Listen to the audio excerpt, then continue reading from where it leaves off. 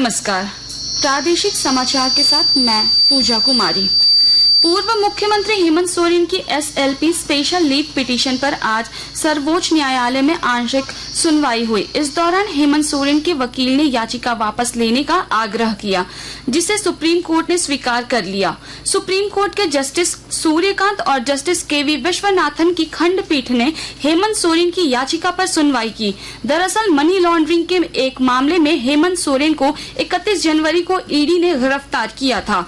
हेमंत सोरेन ने इस साल 23 मार्च से शुरू होकर 2 मार्च तक हुए विधानसभा के बजट सत्र में शामिल होने के लिए पीएमएलए कोर्ट और हाई कोर्ट से अनुमति मांगी थी, लेकिन दोनों अदालतों ने उन्हें सत्र में शामिल होने की अनुमति प्रदान नहीं की थी।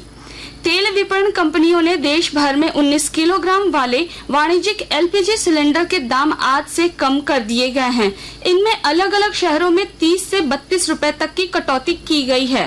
झारखंड में वाणिज्यिक सिलेंडर की कीमत 1960 से घटकर अब 1928 रुपए हो गई है। इससे पहले वाणिज्यिक एलपीजी सिलेंडर के दाम में 1 मार्च को बढ़ोतरी की गई थी। लोकसभा चुनाव के दौरान मतदाताओं को जागरूक करने के उद्देश्य से इलेक्शन मस्कट आई भाई एक रैप सॉन्ग और स्थानीय भाषा में बने एक एल्बम को आज रांची स्थित मुख्य निर्वाचन पदाधिकारी के कार्यालय में जारी किया गया।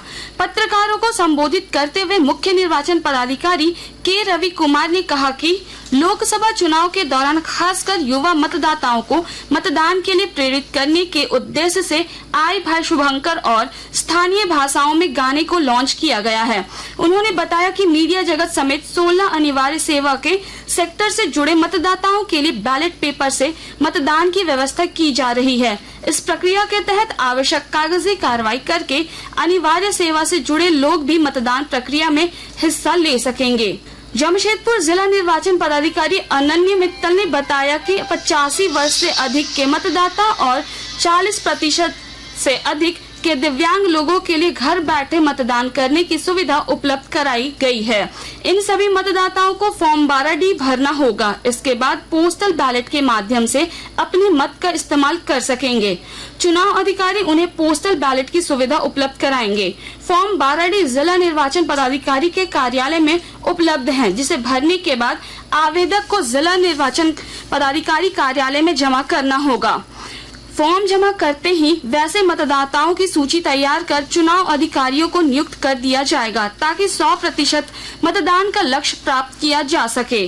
खूंटी में अब अवैध अफीम की खेती छोड़कर कई किसान कैश क्रॉप की खेती में जुड़े हैं। विस्तृत जानकारी दे रहे हमारे संवाददाता। खूंटी जिले में अब अवैध अफीम की खेती छोड़कर कई किसान कैश क्रॉप की खेती में जुटे हैं। मुरहू प्रखंड के हिटगोवा का रहने वाला जूरन मुंडा 1 एकड़ भूमि पर जिला कृषि विभाग के सहयोग से ड्रैगन फ्रूट की खेती कर 2 लाख से ज्यादा की आमदनी कर चुका है। अब जूरन मुंडा को देखकर अन्य किसान भी ड्रैगन फ्रूट की खेती का प्रशिक्षण लेने लगे हैं। ड्रैगन फ्रूट की खेती ने जूरन मुंडा को प्रगतिशील किसान की श्रेणी में खड़ा किया है। अब परिवार की आर्थिक स्थिति बेहतर बन गई है। ड्रैगन फ्रूट 200 रुपये प्रति किलो के हिसाब से बाजार में बिकता है। कैक्टस प्रजाति का फल होने के कारण इसके पौधे में अन्य फसलों की तुलना में कम सिंचाई की आवश्यकता होती है। ज्योत्सना शीला, आकाशवाणी समाचार, खूंटी। रांची के ट्रैफिक नियमों का पालन कराने के लिए शहर के विभिन्न क्षेत्रों में लगातार चेकिंग अभियान चला रही है।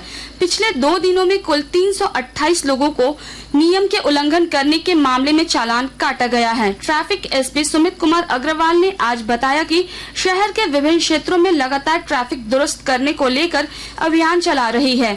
उन्होंने कहा कि नियम का उल्लंघन करने वाले वाहन चालकों के खिलाफ विधि सम्मत कार्रवाई करते हुए चालान काटा जा रहा है। एनआईए के विशेष न्यायाधीश एमके वर्मा की अदालत ने आज राज्य के पूर्व मंत्री सह तमाड़ के तत्कालीन विधायक रमेश सिंह मुंडा हत्याकांड में शामिल माओवादी राधेश्याम बड़ाई की जमानत याचिका खारिज कर दी है। अदालत ने 7 मार्च को दोनों पक्षों की दलीलें सुनने के बाद आदेश सुरक्षित रख लिया था। एनआईए ने आरोपित राधेश्याम बड़ाई को 17 जुलाई 2017 को गिरफ्तार किया था। इसके साथ ही आकाशवाणी रांची से प्रादेशिक समाचार का ये बुलेटिन समाप्त हुआ। नमस्कार।